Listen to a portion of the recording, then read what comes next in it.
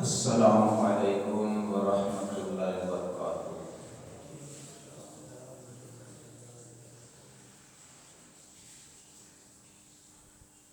الحمدللہ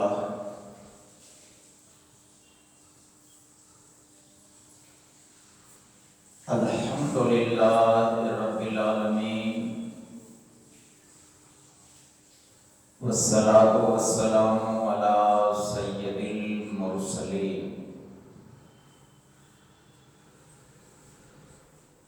اما بعد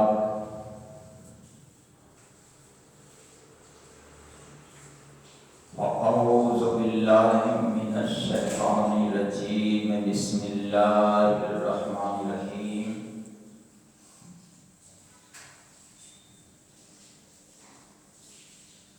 یا ایھا الذین آمنوا اتقوا اللہ وکونوا مع الصادقین۔ آمنت باللہ صدق اللہ العظیم۔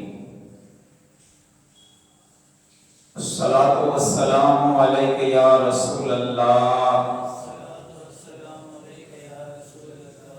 وعلی آلک واصحابک یا حبیب اللہ۔ الصلاۃ والسلام علیک یا نبی اللہ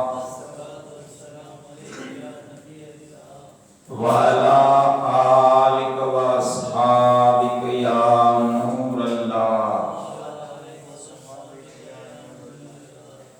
صلی اللہ تعالی علیہ وسلم۔ میرے محترم بزرگوں اور عزیز بھائیوں،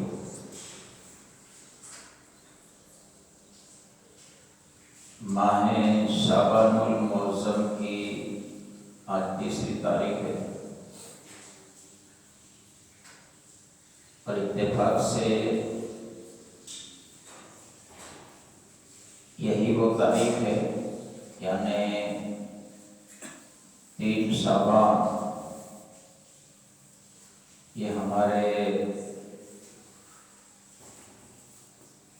مولا امام عالی مقام امام حسین شہید کربلا کی ولادت کا دن ہے۔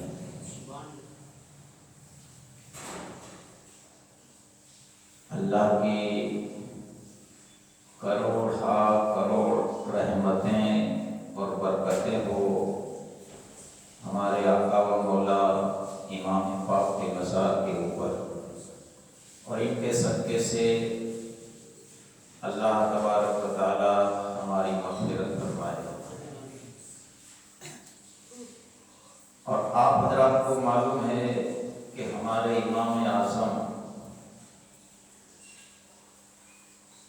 امام ابو حنیفہ حضرت نعمان بن ثابت رضی اللہ تعالی عنہ، جن کی ہم اقتدا کرتے ہیں، ان کی تقلید کرتے ہیں، اس لیے تو ہم سنی حنفی کہلاتے ہیں۔ تو یہ ہمارے امام اعظم ابو حنیفہ رحمۃ اللہ علیہ کا وصال شریف کا دن بھی کل ہی گزر چکا ہے۔ تو میں چاہتا ہوں کہ آج کے اس خطبے میں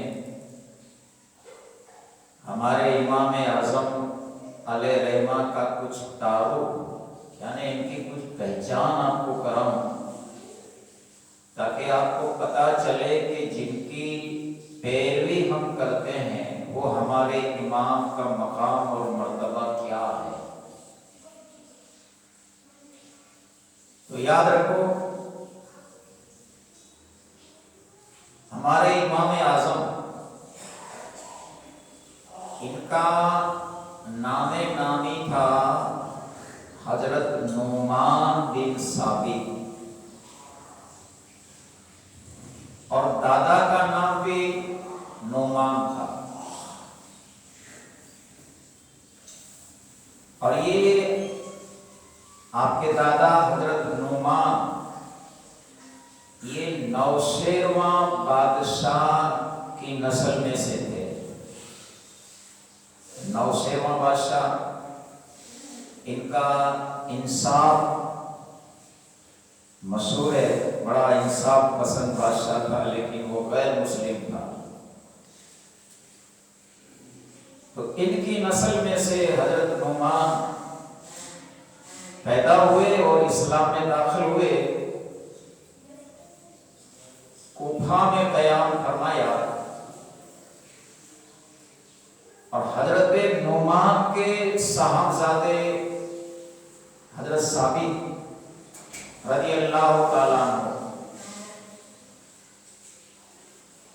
یہ جب پیدا ہوئے تو مولا علی شیر خدا رضی اللہ تعالیٰ عنہ کی بارگاہ میں ان کو پیش کیا گیا۔ مولا علی شیر خدا رضی اللہ تعالیٰ عنہ نے حضرت ثابت رضی اللہ تعالیٰ عنہ کو دم کیا، ان کے لیے دعائیں کی۔ تو یہ مولا علی کا فیض ہے، وہ مولا علی جو باب العلم کہلاتے ہیں، ان کا فیض ہے کہ حضرت ثابت رضی اللہ تعالیٰ عنہ کے یہاں جو بچہ پیدا ہوا، جس کو امام اعظم ابو حنیفہ رحمۃ اللہ علیہ کے نام سے دنیا یاد کرتی ہے، کہ جن کے اندر اتنا علم تھا کہ امام شافعی رحمۃ اللہ علیہ فرماتے ہیں، وہ چھوکرے کے ڈالو گے ہو گیا دے کرو کرے اے تو کہ جانو کو نہیں ڈالو نہیں۔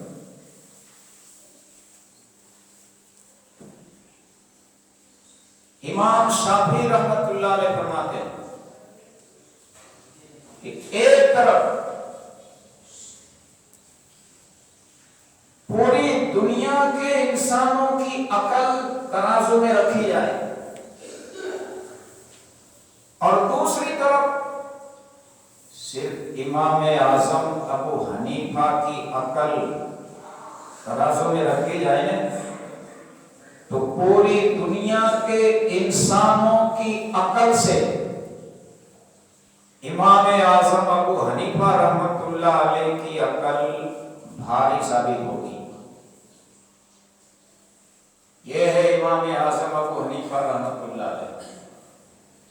اے وہاں یہ کیا ہے، کوئی چھوٹا نے نوکا نوکا لگائے کوئی تھے عقل یا پٹھا کیا ہے،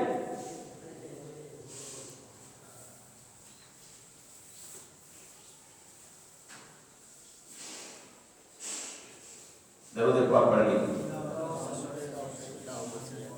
اللہم صلی علی سیدنا محمد وعلی آلہ واصحابہ وبارک وسلم۔ تو یہ ہمارے امام اعظم کہ علم کا سمندر تھا آپ کے سینے کے اندر۔ ویسے تو 4 امام ہیں، چاروں امام کا حق ہے، لیکن امام اعظم کا جو مرتبہ ہے وہ کچھ اور ہے۔ سن ہجری 80 میں آپ پیدا ہوئے، کوفہ کے اندر آپ پیدا ہوئے۔ آپ کے علم کا اندازہ تو ہم کیا لگا سکے، ذرا آپ کے گھر میں پلنے والی بچی جن کا نام تھا حنیفہ، آپ کی بچی تھی، چھوٹی تھی،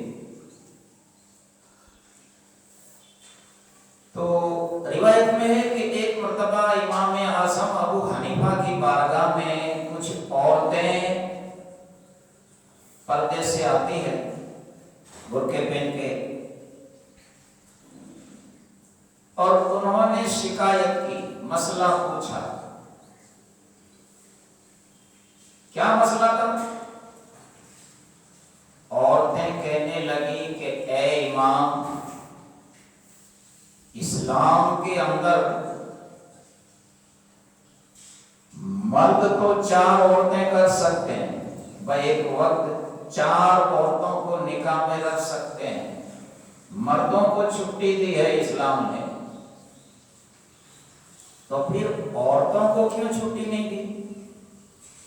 ایک عورت ایک ہی وقت میں 4 مرد کو کیوں نہیں رکھ سکتی ہے؟ اسلام میں ایسا قانون کیوں ہے؟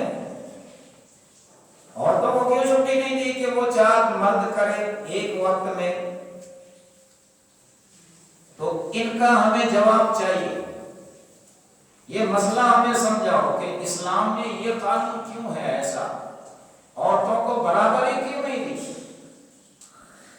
جیسا کہ آج کل یہ ماڈرن لوگ کہتے ہیں کہ عورتوں کو بھی مردوں کے شانہ بہ شانہ رہنا چاہیے، مردوں کی طرح رہنا چاہیے، ہے نا؟ تو اسی طرح سے وہ زمانے کے اندر بھی ایسا سوال اٹھا تھا، وہ عورتیں آتی ہے اور اس طرح سے مسئلہ پوچھتی۔ امام اعظم ابو حنیفہ رحمۃ اللہ علیہ نے فرمایا کہ میری بیٹیوں، میں انشاءاللہ کل آپ کے مسئلے کا جواب دوں گا، آپ کو مطمئن کر دوں گا، بتا دوں گا کہ اسلام میں مردوں کے لیے ایسا حکم کیوں ہے اور عورتوں کے لیے ایسا حکم کیوں نہیں ہے، میں انشاءاللہ کل آپ کو بتا دوں گا۔ عورتیں چلی گئی۔ اب امام اعظم ابو حنیفہ رحمۃ اللہ علیہ جب اپنے گھر آئے تو ذرا سوچ رہے تھے مسئلے کے بارے میں، تو آپ کی وہ چہیتی لڑکی آپ کے پاس آ گئی جس کا نام تھا حنیفہ۔ کہا ابو آپ کیوں اتنے غمگین کیوں ہے، کیا فکر میں کیا سوچ رہے ہیں؟ امام اعظم ابو حنیفہ رحمۃ اللہ علیہ نے فرمایا کہ پیاری بچی، بات یہ ہے کہ عورتوں نے ایسا ایسا مسئلہ پوچھا ہے، اپنے عورتوں کو کیسے سمجھاؤ، مجھے ذرا سمجھانے میں شرم محسوس ہو رہی ہے، کیسے وہ بات اس کو سمجھاؤں میں، اور کل مجھے جواب دینا ہے۔ آپ کی بچی نے کہا کہ ابو جان آپ فکر نہ کریں، ان عورتوں کا مسئلہ میں حل کر دوں گی، آپ کو جو پوچھا ہے نا ان کا جواب انشاءاللہ میں ان کو دے دوں گی، ان کو مطمئن کر دوں گی۔ ٹھیک ہے۔ دوسرے دن وہ عورتیں آتی ہیں، کہا حضرت کیا ہوا، ہمارا مسئلے کا جواب کیا ہے؟ امام اعظم ابو حنیفہ رحمۃ اللہ علیہ نے فرمایا پیاری بچیوں، پیاری بیٹیوں، آپ کے مسئلے کا جواب میری بچی حنیفہ دیتی ہے، ان سے پوچھو۔ جب ان سے پوچھا گیا تو آپ کی بچی نے ان عورتوں کو فرمایا کہ اے خواتین اسلام، آپ کو آپ کے مسئلے کا حل چاہیے تو ایسا کرو، ابھی ابھی گھر پر جاؤ اور جو عورتیں کے سینے میں دودھ ہے، جن کے چھوٹے بچے ہیں، دودھ والی عورتیں ہیں، وہ ایسا کریں ایک ایک بوتل میں تھوڑا تھوڑا دودھ نکال کے لے آئے، اپنا دودھ، اپنا دھاون شیشی میں لے کے پھر آپ واپس آؤ۔ ٹھیک ہے۔ عورتیں تو گئی، تو جن کے چھوٹے چھوٹے بچے تھے، جن کے سینے میں دودھ تھا، نکالا شیشی میں، اور وہ ساری عورتیں دودھ کو نکال کے شیشیاں لے کے امام اعظم ابو حنیفہ رحمۃ اللہ علیہ کی صاحبزادی کی بارگاہ میں حاضر ہوئی۔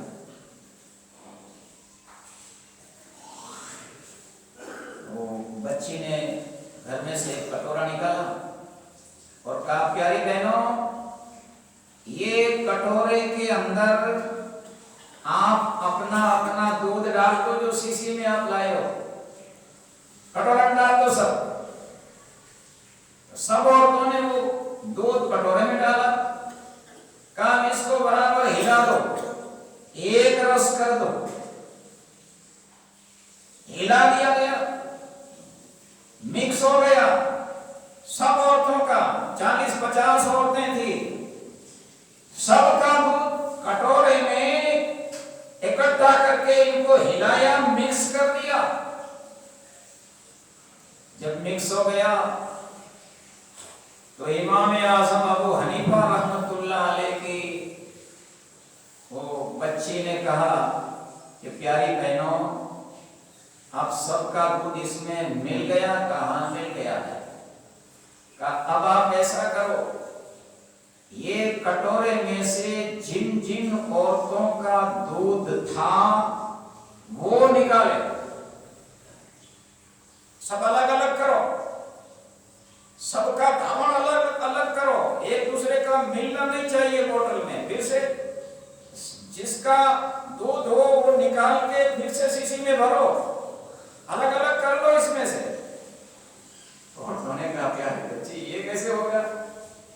سب کا دودھ مکس ہو گیا ہے، اب ہمارا دودھ کون سا تھا، ہم کیسے نکال کے سیسی میں بند کریں گے؟ یہ تو نہیں ہو سکتا، امپوسیبل بات ہے، ناممکن ہے، یہ نہیں ہو سکے گا۔ امام اعظم ابو حنیفہ رحمۃ اللہ علیہ کی بچی نے مسکرا کر فرمایا کہ میری بہنوں، یہی آپ کے مسئلے کا جواب ہے۔ اگر آپ 4 مردوں کو ایک وقت میں رکھوں گی نکاح میں، باری باری سے 4 مرد آپ کے پاس آئیں گے، اب آپ حاملہ ہوگی، حمل رہے گا آپ کو، تو پھر کس مرد کا نطفہ ہے وہ کیسے پتا چلے گا؟ بچے کا باپ کون ہے کیسے پتا چلے گا؟ باپ ایک ہی ہوتا ہے، اب 4 مرد آپ کے پاس آئے ہوں گے تو کس کے نطفے سے وہ حمل رہا ہوگا آپ کو کیسے پتا چلے گا؟ بچے کا باپ کون کہلائے گا 4 میں سے؟ پتا تو چلے گا نہیں کہ کس کا ہے۔ عورتوں نے کہا پیاری بچی، آپ نے ہمارے اندر جو شیطانی وسوسہ تھا وہ دور کر دیا ہے، واقعی اسلام کا جو قانون ہے وہ سچا قانون ہے۔ اس کے بعد بچی نے کہا پیاری بہنوں، اللہ نے قرآن میں حکم دیا ہے فَانكِحُوا مَا طَابَ لَكُم مِّنَ النِّسَاءِ مَثْنَىٰ وَثُلَاثَ وَرُبَاعَ فَإِنْ خِفْتُمْ أَلَّا تَعْدِلُوا فَوَاحِدَةً۔ اللہ قرآن میں فرماتا ہے مردوں کے لیے کہ نکاح کرو،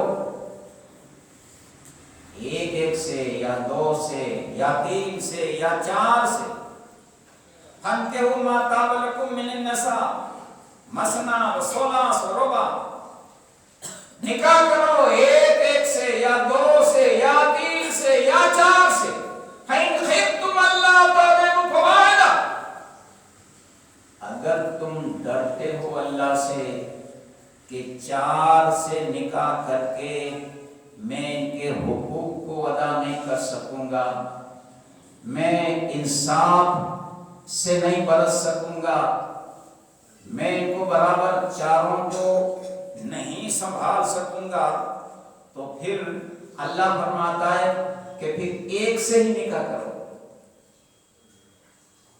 اسلام نے جو حکم دیا ہے یہ صحیح ہے، مرد 1 سے نکاح کرے، مرد کو اگر یہ خیال آتا ہے کہ میرے اندر قوت بار زیادہ ہے، 1 سے نکاح کرتا ہوں تو ہو سکتا ہے میرا قدم لپس جائے اور میں زنا کر ڈالوں کسی اور سے، تو اسلام نے چھٹی دی ہے 2 سے کر، 2 سے بھی اگر سکون نہیں مل رہا 3 سے کر، تین سے بھی تجھے لگ رہا ہے کہ اب بھی پاؤں پھسل جائے گا، 4 سے کر، اگر کلائی میں طاقت ہے نبھا سکتا ہے، سب کے حقوق کو برابر ادا کر سکتا ہے، انصاف سے کام لیتا ہے، سب کو برابر رکھتا ہے، 4 سے اجازت ہے۔ اور یہ 4 سے اجازت کیوں دی؟ اسلام کے جو قوانین ہیں نا، اس میں حکمتیں ہیں۔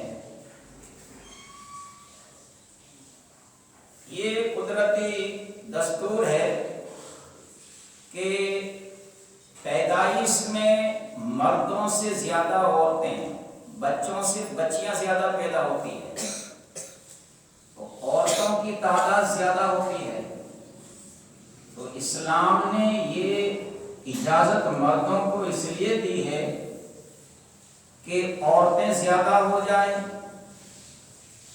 اور پھر ان کو لینے والا کوئی نہ ہو، تو کہیں ایسا نہ ہو کہ وہ عورت غلط راستے پر چڑھ جائے یا کوئی اس کو ہوس کا شکار بنا لے، عورت کی زندگی خراب ہو جائے۔ تو عورتوں کو یہ زنا سے بچانے کے لیے اور لوگوں کی ہوس کا شکار ہونے سے بچانے کے لیے اسلام نے مردوں کو اجازت دی ہے کہ ایسی عورتوں کو آپ سنبھال لو، ان کو غلط راستے پر نہ جانے دو، اس لیے 4 کی اجازت دی ہے۔ تو سب عورتیں مطمئن ہو گئی اور امام اعظم ابو حنیفہ رحمۃ اللہ علیہ سے معافی مانگنے لگی، کہنے لگی کہ حضرت ہم نے دل سے مانا کہ اسلام کا جو قانون ہے وہ صحیح ہے اور یہ حقیقت ہے۔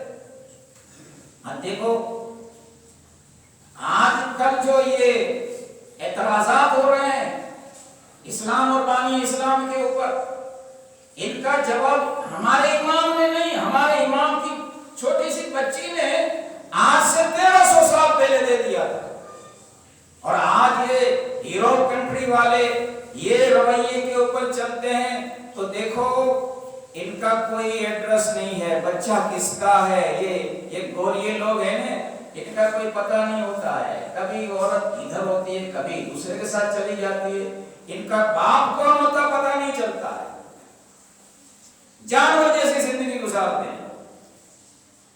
تو اسلام نے جو قوانین رکھے ہیں وہ سچے ہیں، اس میں ہمارا فائدہ ہے، دین دنیا کا فائدہ ہے۔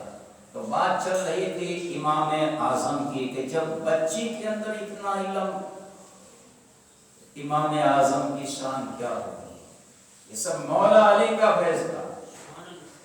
ایک مرتبہ امام اعظم ابو حنیفہ رحمۃ اللہ علیہ کی بارگاہ میں ایک شخص آیا اور کہنے لگا کہ حضرت میں مصیبت میں پڑ گیا۔ کہا کیا؟ کہ میرے پاس میرے باپ دادوں کی وراثت میں سے بڑا خزانہ ملا تھا، سونے چاندی ہیرے جواہر وغیرہ، میں نے ان کو دفن کر دیا تھا بچپنے میں کہ ان کو کوئی لے نہ جائے، چرا نہ جائے۔ اب میں بڑا ہوا، اب بات یہ ہے کہ اب میں بھول گیا ہوں کہ کون سی جگہ پر میں نے دفن کیا۔ بڑا خزانہ تھا ہیرے جواہر سونا چاندی کا، اب پتہ نہیں ہے کہ کہاں دفن کیا ہے، اب میں کیا کروں؟ میں پریشان ہوں۔ امام اعظم ابو حنیفہ رحمۃ اللہ علیہ نے مسکرا کر فرمایا کہ بیٹا اس میں پریشان ہونے کی بات نہیں ہے، تجھے خزانہ چاہیے؟ نے کہا ہاں خزانہ مل جائے تو بہت اچھا۔ کہا ایسا کرو آج رات کو عشاء کی نماز پڑھ کے صبح تک یعنی فجر کی اذان ہونے وہاں تک نوافل پڑھا کرنا اور پھر فجر کی نماز بھی پڑھنا، جب انشاءاللہ خزانہ مل جائے گا۔ وہ شخص ویسے تو کبھی نماز پڑھتا نہیں تھا اور پھر خزانے کی لالچ میں عشاء کی نماز میں بھی گیا، عشاء کی نماز پڑھی اور رک گئے، اور رکنے کے بعد پھر نفل کے اوپر نفل پڑھتا رہا۔ وضو ٹوٹ جاتا ہے تو پھر وضو کر لیتا ہے، نیند آتی پھر وضو کر لیتا ہے۔ ابھی آدھی رات گزری تھی تو نماز کی حالت میں اس کو یاد آ گیا کہ میرا خزانہ کہاں میں نے دفن کیا ہے۔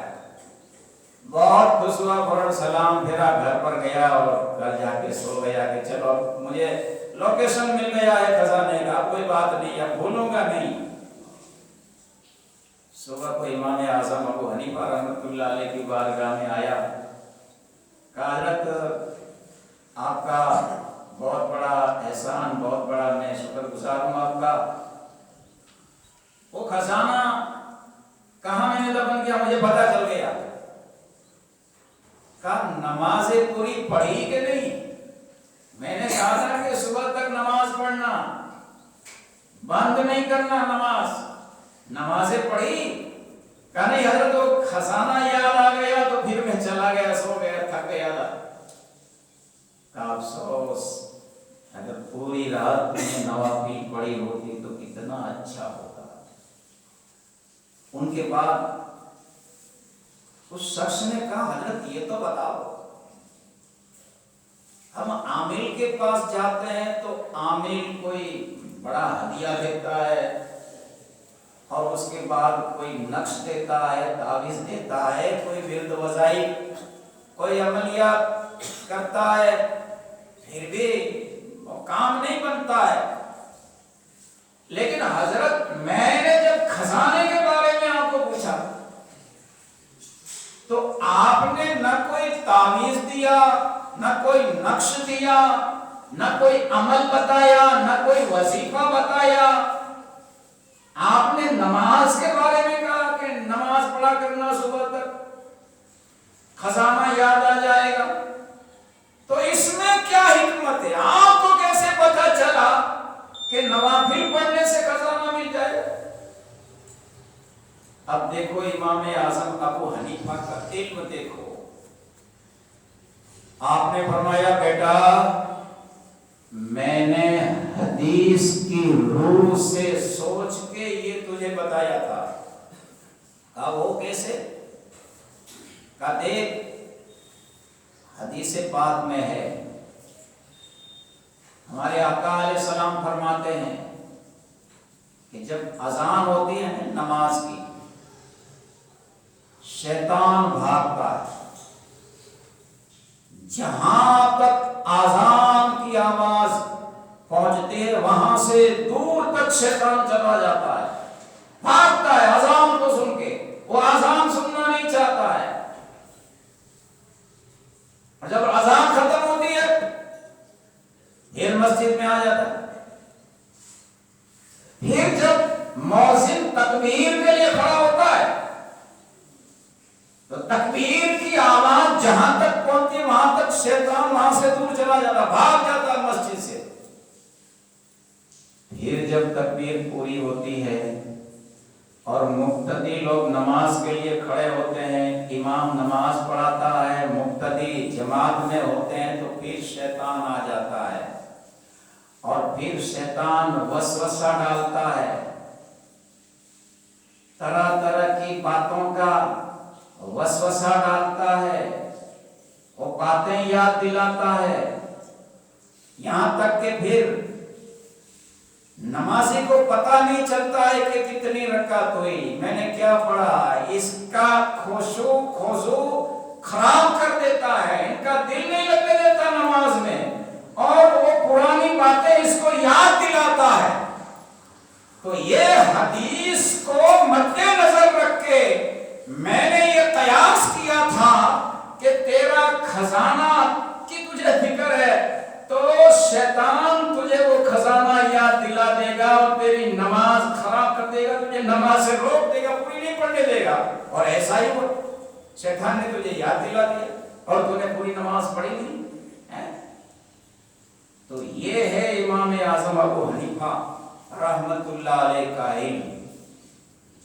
اس لیے آپ امام اعظم کے، اور امام اعظم کا لقب ہے نا، کوئی ملا مولوی نے نہیں دیا ہے، بلکہ جب آپ حج کے لیے گئے تھے نا، آپ کا تقویٰ دیکھو، جب بھی آپ جاتے نا مدینہ 3 دن رکتے، زیادہ نہیں۔ لوگوں نے کہا حضرت آپ 3 دن ہی رکتے ہیں، کیوں؟ کہ 3 دن تک میرا وضو سلامت رہتا ہے، جب ایسا لگتا ہے کہ اب میں نہیں رہ سکوں گا، وضو اب ٹوٹے گا، تو پھر میں مدینہ کی بارڈر سے دور چلا جاتا ہوں۔ یعنی 3 دن تک آپ نہ پیشاب کرتے، نہ پخانہ کرتے، نہ ہوا خارج کرتے، 3 دن باوضو رہتے۔ پیشاب پخانہ ہوا خارج کرنا بے ادبی سمجھتے مدینے میں، یہ آپ کا تقویٰ تھا۔ جب آپ صلاۃ و سلام کے لیے جاتے ہیں، آپ عرض کرتے ہیں الصلاۃ والسلام علیک یا رسول اللہ، تو قبر انور سے ہمارے آقا نے فرمایا تھا وعلیکم السلام یا امام المسلمین۔ نعرہ تکبیر، نعرہ رسالت، اے مسلمانوں کے امام تمہیں ہمارا سلام۔ یہ ہمارے امام اعظم جنہوں نے اپنی زندگی میں 7,000 ختم قرآن کیا تھا۔ بولنا آسان ہے، پڑھنا بہت مشکل ہے نا۔ آج ہم رمضان میں ایک ختم بھی نہیں کر سکتے۔ 80 ہجری میں آپ پیدا ہوئے، 70 سال کی آپ کی عمر ہوئی، اب 70 سال کی عمر میں آپ نے 7,000 مرتبہ قرآن ختم کیا، ایسے کیا ہوگا؟ 3 دن میں ایک ختم آپ مانو، اور 3 دن سے کم میں پڑھنا ویسے بھی ادب کے خلاف ہے۔ جتنی بھی تیز رفتاری سے پڑھوں گی نا 3 دن تو لگ جائے گا، صحیح مخارج سے پڑھوں گی۔ اگر یا پڑھا گے تو کوئی بات نہیں ہے، یہ پڑھنا نہیں ہوا۔ جو صحیح مخرج سے پڑھتا ہے بہت تیزی سے 3 دن لگتے ہیں۔ اب 3 دن کا حساب کرو، مہینے میں 10 ختم ہوئے، 12 مہینے میں 120 ختم ہوئے۔ تو اس طرح سے آپ کیلکولیٹر کے اوپر حساب کرو گے نا، تو 60 سال میں 150 ختم ہوتے ہیں۔ 60 سال میں 70 سال کی آپ کی عمر تھی۔ تو کہنے کا مطلب یہ ہے کہ 3 دن میں آپ نے قرآن ختم کیا، پوری زندگی اس طرح سے آپ نے قرآن پڑھا، اور 30 سال تک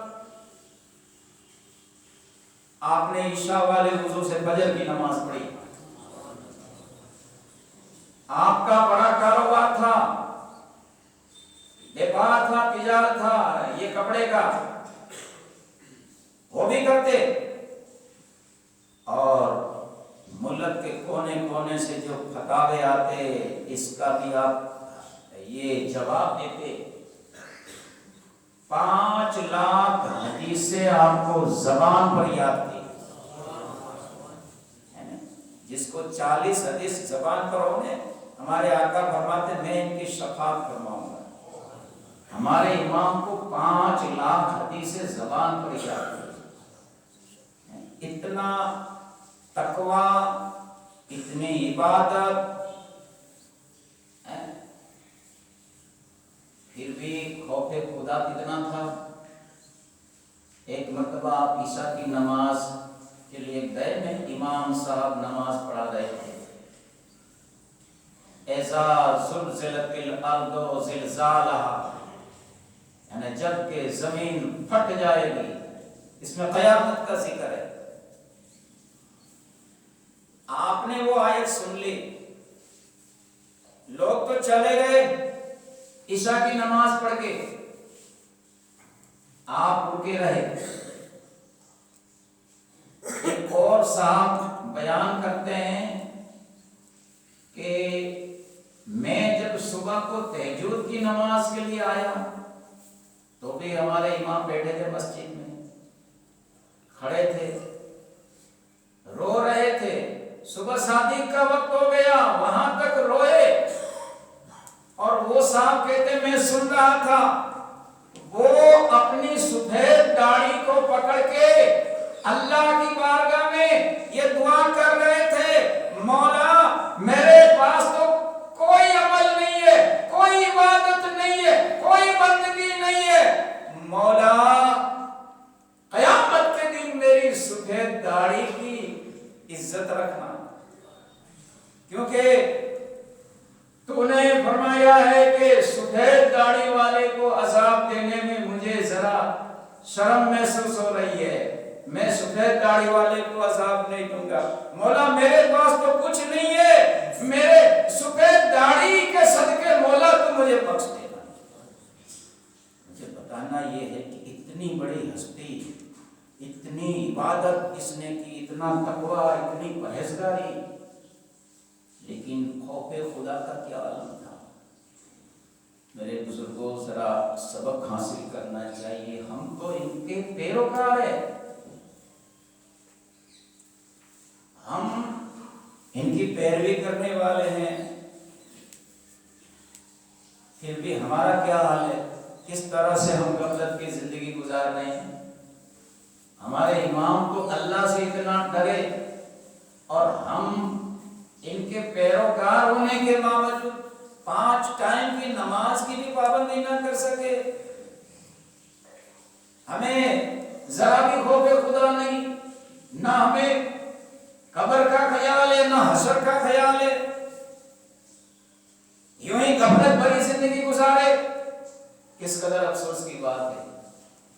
تو ہمیں چاہیے کہ ہم اگر ہمارے امام اعظم ابو حنیفہ رحمۃ اللہ علیہ کی روح کو راضی کرنا چاہتے ہیں، ہمیں چاہیے کہ ہم ان کے نقش قدم پر چلیں، اور کچھ زیادہ نہیں کر سکتے، کم سے کم ہم نمازوں کی پابندی کریں، ہم گناہوں سے نفرت کریں، ہم اپنی عاقبت کا خیال کرتے ہوئے زندگی گزاریں گے تو انشاءاللہ ہماری زندگی صحیح معنی میں زندگی بن جائے گی۔